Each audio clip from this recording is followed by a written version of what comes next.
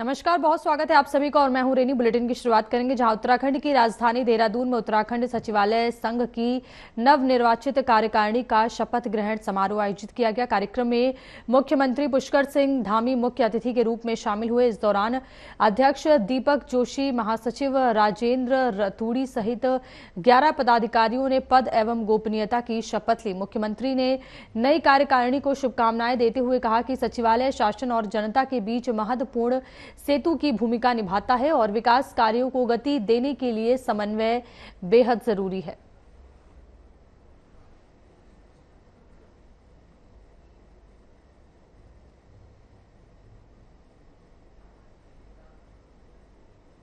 अल्मोड़ा स्थित सोबन सिंह जीना विश्वविद्यालय का प्रथम दीक्षांत समारोह भव्य रूप से आयोजित किया गया। समारोह में राज्यपाल लेफ्टिनेंट जनरल सेवानिवृत्त गुरमीत सिंह मुख्य अतिथि के रूप में शामिल हुए और इस अवसर पर विश्वविद्यालय से जुड़े चारों जनपदों के महाविद्यालयों और परिसरों के करीब 20,000 विद्यार्थियों को डिग्रियां प्रदान की गई। साथ ही उत्कृष्ट प्रदर्शन करने वाले विद्यार्थियों को स्वर्ण पदक से सम्मानित किया गया, जबकि 48 शोधार्थियों को पीएचडी की उपाधि प्रदान की गई।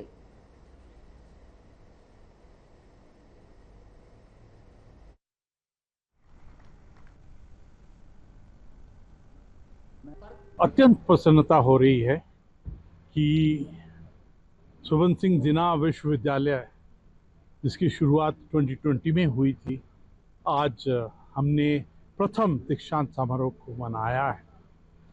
इसके पीछे में बहुत मेहनत, बहुत संघर्ष और बहुत मेहनत है।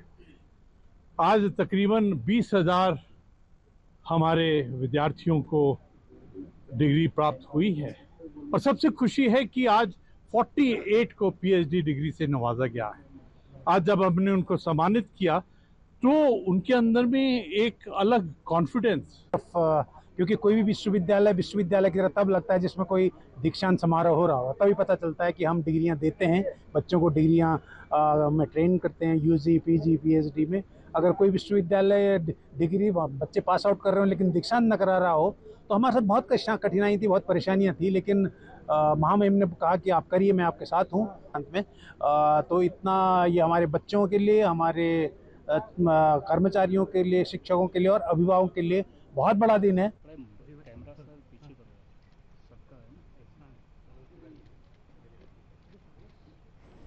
उत्तराखंड की राजधानी देहरादून में आयुष मंत्री मदन कौशिक ने विभागीय अधिकारियों के साथ समीक्षा बैठक कर राजकीय आयुर्वेद और यूनानी चिकित्सा सेवा संघ की मांगों पर चर्चा की। बैठक में कई मांगों को स्वीकार कर लिया गया, जबकि शेष पर अधिकारियों को आवश्यक कार्रवाई के निर्देश दिए गए हैं।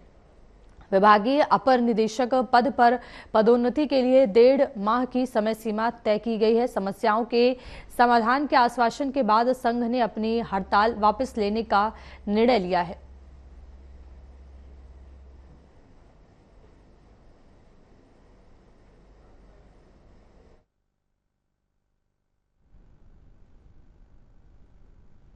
राज्य में जो राजकीय आयुर्वेद और यूनानी चिकित्सा सेवा संघ है, जो पिछले कुछ दिनों से विभिन्न चरणों में अपनी एक हड़ताल कर रहा था राज्य में कुछ अपनी मांगों को लेकर, आज उनके साथ विस्तृत रूप से हम लोगों ने चर्चा की है, जिसमें विभागीय सचिव, विभाग के डायरेक्टर और अन्य विभागीय अधिकारी रहे और संघ के प्रतिनिधि रहे। जो उनकी मांगे थी, प्रमुख रूप से 7 मांगे थी, 7 पर विस्तृत रूप से हमने चर्चा की है और उन पर पॉजिटिवली शासन का रुख रहा, सरकार का रुख रहा और सरकार ने उनकी अधिकतर मांगों को जो इस रूप में थी, लंबित थी, उनको माना है और जो हमारे संघ के डॉक्टर्स थे उन्होंने भी उस चीज़ को स्वीकार किया।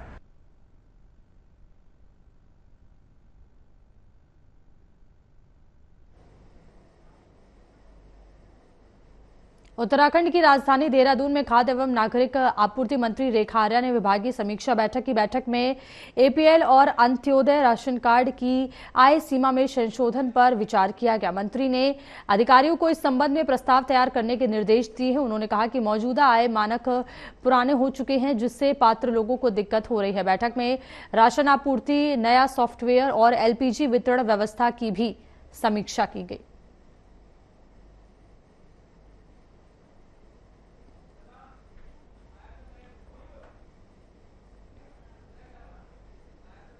उत्तराखंड में चुनाव आयोग की भूमिका को लेकर कांग्रेस और बीजेपी के बीच सियासी घमासान तेज हो गया है। कांग्रेस ने आरोप लगाया है कि एसआईआर प्रक्रिया के जरिए मतदाताओं के नाम काटे जा रहे हैं और चुनाव आयोग बीजेपी के इशारे पर काम कर रहा है। कांग्रेस का कहना है कि ये सब चुनावी लाभ के लिए किया जा रहा है। वहीं बीजेपी ने इन आरोपों को निराधार बताते हुए चुनाव आयोग को स्वतंत्र संवैधानिक संस्था बताया है। बीजेपी का कहना है कि आयोग सभी पहलुओं पर विचार करने के बाद ही निर्णय लेता है और पार्टी हर समय चुनाव के लिए तैयार है।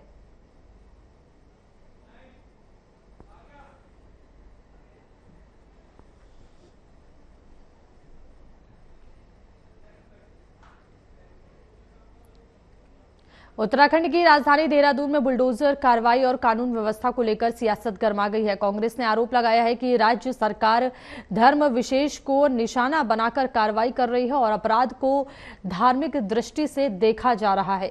वहीं भारतीय जनता पार्टी ने इन आरोपों को सिरे से खारिज करते हुए कहा है कि सरकार पूरी तरीके से कानून के दायरे में है और बिना किसी भेदभाव के कार्रवाई कर रही है। बीजेपी का कहना है कि कानून व्यवस्था से खिलवाड़ करने वालों पर सख्त कदम आगे भी जारी रहेंगे।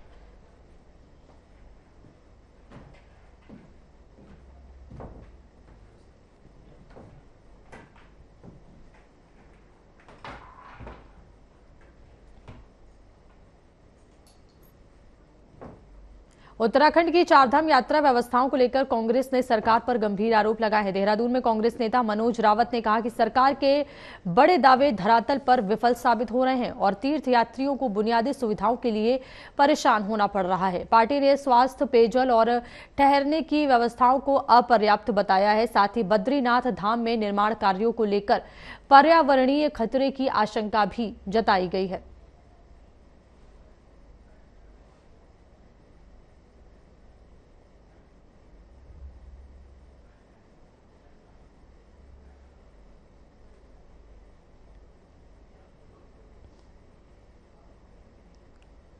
श्रीनगर निगम में कथित अनियमितताओं और भ्रष्टाचार को लेकर विवाद गहरा गया है। वार्ड 40 के पार्षद संदीप सिंह रावत ने जिलाधिकारी को ज्ञापन सौंपकर मामले की उच्च स्तरीय जांच की मांग की है। पार्षद का आरोप है कि विकास कार्यों, टेंडर प्रक्रिया और आरटीआई के तहत जानकारी देने में पारदर्शिता नहीं बरती जा रही है। वहीं जिलाधिकारी ने शिकायतों को गंभीरता से लेते हुए आवश्यक कार्रवाई का आश्वासन दिया है।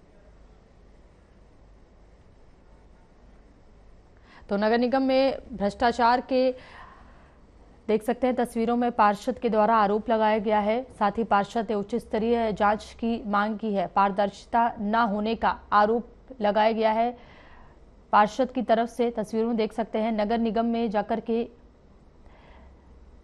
पार्षद ने अनियमितताओं को लेकर के जिलाधिकारी को ज्ञापन भी सौंपा है। साथ ही उच्च स्तरीय जांच की मांग की गई है। तस्वीरों में देख सकते हैं नगर निगम में भ्रष्टाचार के आरोप लगाए गए हैं पार्षद के द्वारा। साथ ही उच्च स्तरीय जांच की मांग भी की गई है।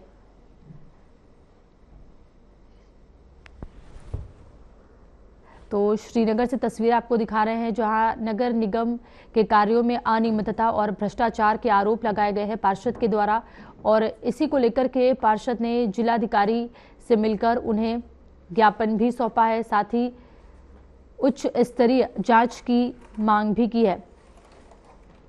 कार्यों में, विकास कार्यों में पारदर्शिता न होने का आरोप लगाया गया है पार्षद की तरफ से।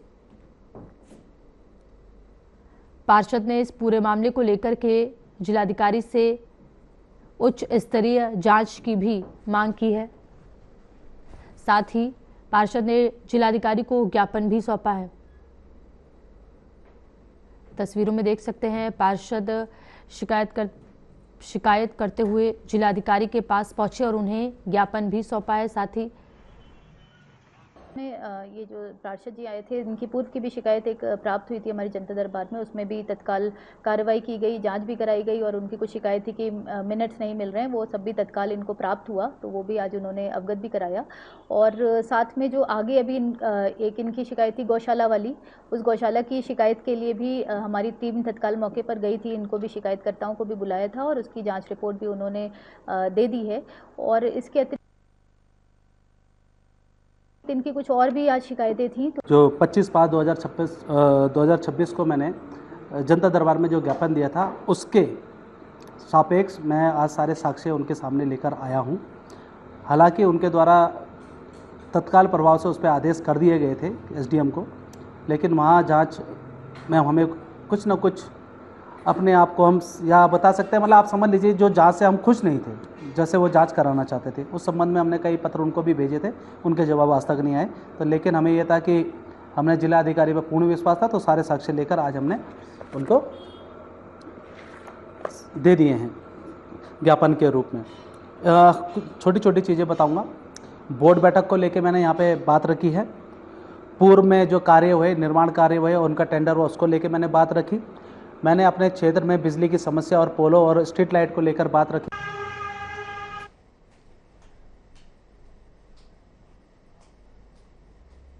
उत्तराखंड की राजधानी देहरादून में अतिक्रमण के खिलाफ जिला प्रशासन ने बड़ा अभियान चलाने की तैयारी शुरू कर दी है।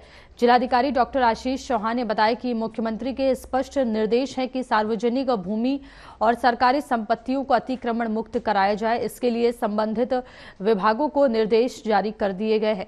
प्रशासन ने कई संवेदनशील क्षेत्रों की पहचान कर ली है और जल्द ही संयुक्त अभियान चलाकर अतिक्रमण हटाने की कार्रवाई की जाएगी।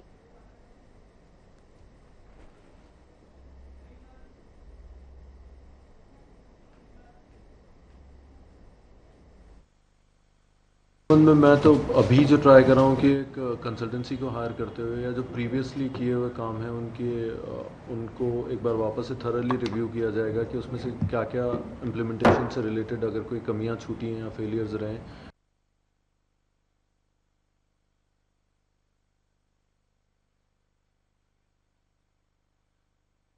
जहां लक्ष्मण झूला पुलिस ने परमार्थ निकेतन स्थित सर्वेश्वर भगवान मंदिर में हुई चोरी की घटना का खुलासा करते हुए एक आरोपी को गिरफ्तार किया है। पुलिस ने आरोपी के कब्जे से चोरी किए गए चांदी के छत्र और 1,32,000 रुपए की नकदी बरामद की है। पुलिस के अनुसार 13 जून को मंदिर से चांदी के छत्र और पूजा के बर्तन चोरी होने की शिकायत दर्ज कराई गई थी। जांच के दौरान तकनीकी और मानवीय साक्ष्यों के आधार पर आरोपी नरेंद्र सिंह राणा निवासी पिथौरागढ़ को गिरफ्तार किया गया। पुलिस ने आरोपी को न्यायालय में पेश कर जेल भेज दिया है।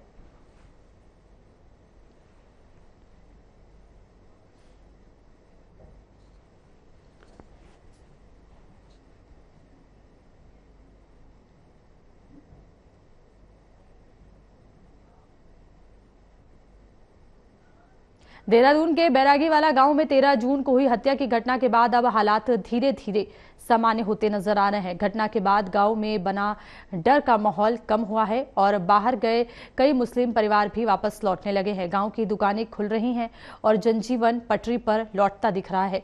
गांव में पुलिस और आईटीबीपी के जवानों की तैनाती की गई है। तो वहीं ग्राम प्रधान विक्की कश्यप का कहना है कि घटना के जिम्मेदार लोगों के खिलाफ कार्रवाई की जा रही है, जबकि गाँव के लोग वर्षों से आपसी भाईचारे के साथ रहते आए हैं। मेरा नाम विक्की कश्यप है। मैं वर्तमान में ग्राम प्रधान बैरागीवाला से ग्राम प्रधान हूँ। विक्की भाई, जो पूरा इंसिडेंट 13 तारीख की रात को हुआ था, आज 5 दिन हो चुके हैं, क्या स्थिति है वर्तमान में गांव की?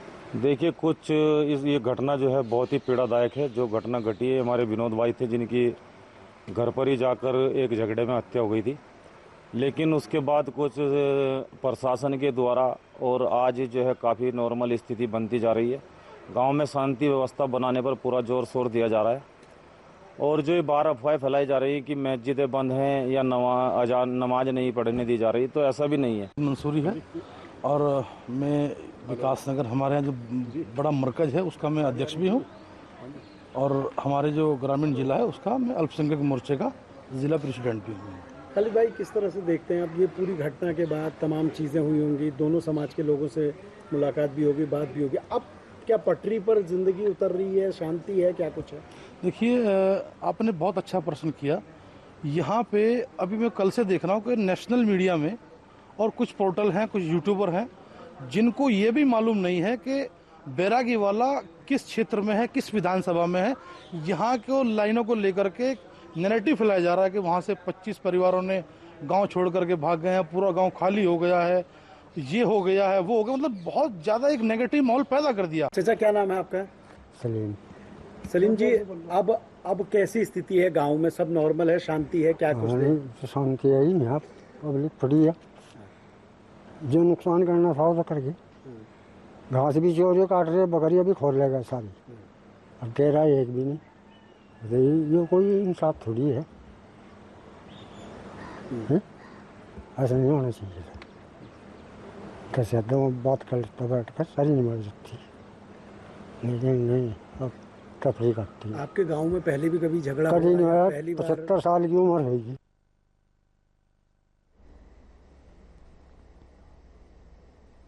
कोटद्वार में बीजेपी नेता हेमंत द्विवेदी ने कहा कि पीएम नरेंद्र मोदी का देवभूमि उत्तराखंड के प्रति विशेष लगाव है। आपको बता दें कि कोटद्वार में मीडिया से बातचीत करते हुए उन्होंने कहा कि प्रधानमंत्री मोदी के प्रयासों से देश और दुनिया में उत्तराखंड की पहचान और अधिक मजबूत हुई है। उन्होंने कहा कि चारधाम यात्रा सहित विभिन्न धार्मिक और पर्यटन स्थलों के प्रति लोगों की आस्था है, जिसके चलते बड़ी संख्या में श्रद्धालु और पर्यटक उत्तराखंड पहुंच रहे हैं और स्थानीय लोगों को रोजगार के नए अवसर मिल रहे हैं।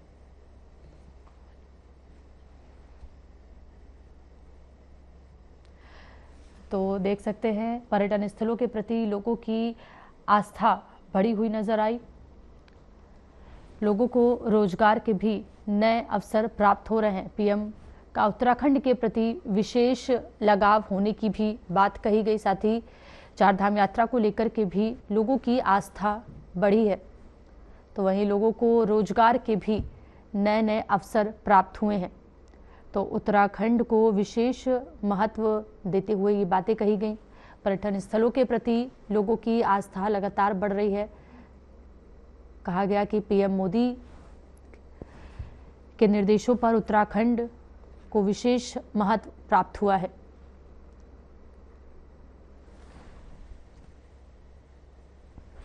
पूरे देश के अंदर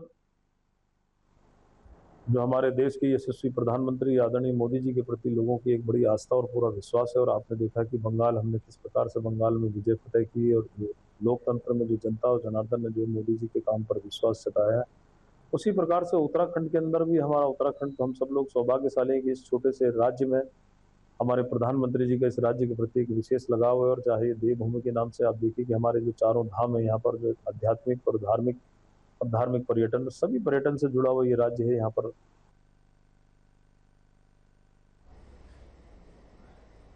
देहरादून में 12वें अंतर्राष्ट्रीय योग दिवस के उपलक्ष्य में 19 जून को रन फॉर योग कार्यक्रम की तैयारियां अंतिम चरण में है।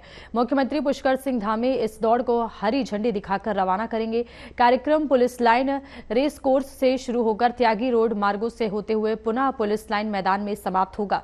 21 जून को परेड ग्राउंड स्थित बहुउद्देशीय क्रीड़ा हॉल में योग दिवस आयोजन की भी तैयारियां जोरों पर है और इस आयोजन का उद्देश्य योग के प्रति जागरूकता बढ़ाना है और लोगों को स्वास्थ्य जीवन शैली अपनाने के लिए प्रेरित करना है।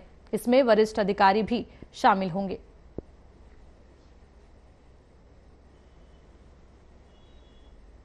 तो योग दिवस को लेकर के तैयारियां जोरों पर हैं। देख सकते हैं अंतिम चरण में योग दिवस की तैयारियां जो हैं अब वो की जा रही है। साथ ही लोगों को योग के लिए जागरूक भी किया जाएगा। साथ ही स्वस्थ जीवन शैली अपनाने के लिए भी लोगों को कहा जाएगा। तो अंतिम चरण में योग दिवस की तैयारियां चल रही हैं। योग दिवस को लेकर के तैयारियां जोरों शोरों पर चल रही हैं।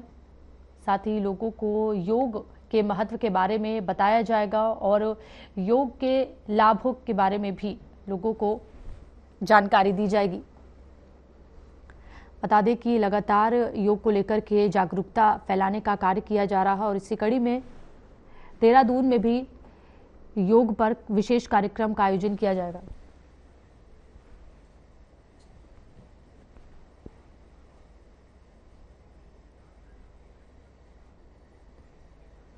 आपको पता ही है कि 21 को हमारा विश्व योगा दिवस बनाया जा रहा है। तो उसमें जनपद स्तर में एक वृहद कार्यक्रम हम आयोजित कर रहे हैं, जो हमारा मल्टीपर्पज हॉल है परेड ग्राउंड में, वहाँ पे ये हो रहा है। इसमें हमने सभी सम्मानित जनता को भी इनवाइट करा है और हमारे इसमें प्रभारी मंत्री और जो लोकल विधायक हैं सभी को हमने इनवाइट करा है इसे वृहद कार्यक्रम बनाने के लिए।